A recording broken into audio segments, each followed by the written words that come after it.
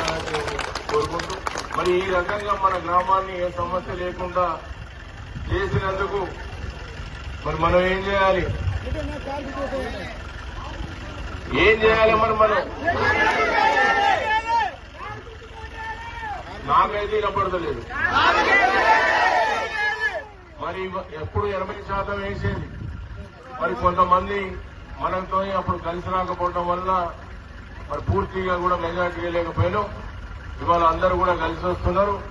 మరి అందరం కలిస్తే ఎంత శాతం ఓట్లు పడాలి? 100% పడతాయి కదా. పడకపోతే ఎవరు మోసం చేసినట్టు? ఇక్కడ ఉన్న వాళ్ళని ఎవరు మోసం చేస్తేనే కదా పోయేది. మరి ఒక పార్టీ జెండా పట్టుకొని ఒక పార్టీ కండువ వేసుకొని మోసం చేయడం చాలా తప్పు. దయచేసి నేను మీ అందరికీ మరొకసారి విన్నవించుకుంటా ఉన్నా, మనం ఒక పార్టీలో ఉన్నప్పుడు ఆ పార్టీ అభ్యర్థికి మనందరి సహకారం అందించి మనందరం కూడా మన అభ్యర్థి మనం అనుకొని పనిచేసి మంచి మెజార్టీని అందించాలి. ఇప్పుడే పురుషోత్తమగూడెం పోతే నరేష్ రెడ్డి గారు చెప్పారు, మాకు పోటీ పిచ్చరాజపల్లితోనే మరి మా ఇద్దరికే పోటీ ఉంటుందని. మరి మనం కూడా ఆ పోటీని స్వీకరించాలి. తప్పక ఆ పోటీలో మనం కూడా నిలబడాలి. మరి ఆ పోటీలో ఎవరు విజేతలైతారో 3వ తారీఖు నాడు మనం ఆ రిజల్ట్ కొరకు ఎదురు చూడాల్సినటువంటి అవసరం ఉందని మీ అందరికీ తెలియజేస్తూ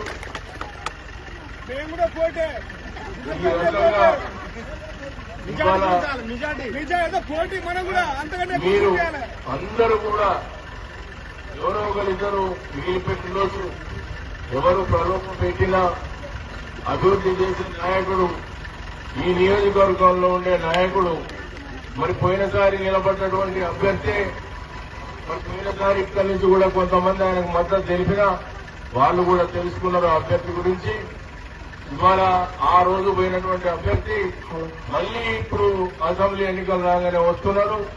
రేపు 3వ తారీఖు తర్వాత మళ్లీ మూడే చదువుకొని ఈసారి పర్మనెంట్ గా పోతారని మీకు సందర్భంగా తెలియజేస్తూ మళ్ళీ వచ్చే అవకాశమే లేదు. ఆయన చూసే అవకాశం మీకు కలగదని సందర్భంగా తెలియజేస్తూ మరి మీ అందరూ కూడా ఈ కార్యక్రమానికి వచ్చేసి ఘనస్వాగతం పలికినందుకు మరొకసారి 3 గ్రామాల సోదరిమణులందరికీ హృదయపూర్వక ధన్యవాదాలు తెలియజేసుకుంటూ ముగిస్తూ ఉన్నాను.